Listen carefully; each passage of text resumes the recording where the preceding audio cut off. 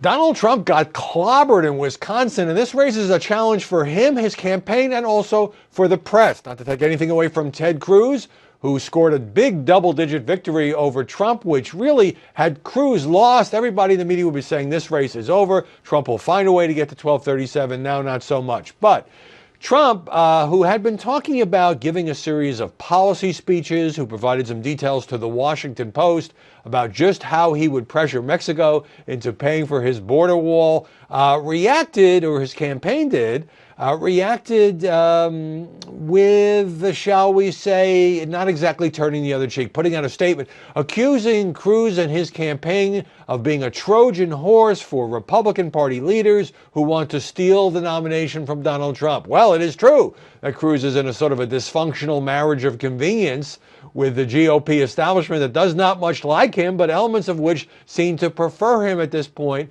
as the only realistic alternative to Trump.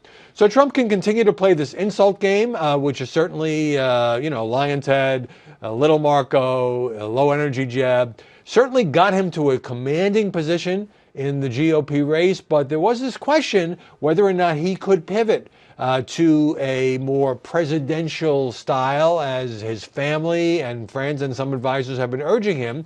But Trump seems to believe that until he gets rid of Cruz and Kasich, he's not really in a position to do that. Meanwhile, the challenge for the press is this.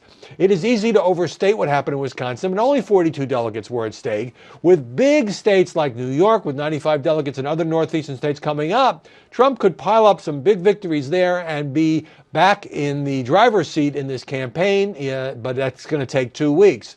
So it's important for those of us in the news business not to overreact, and the same thing on the Democratic side.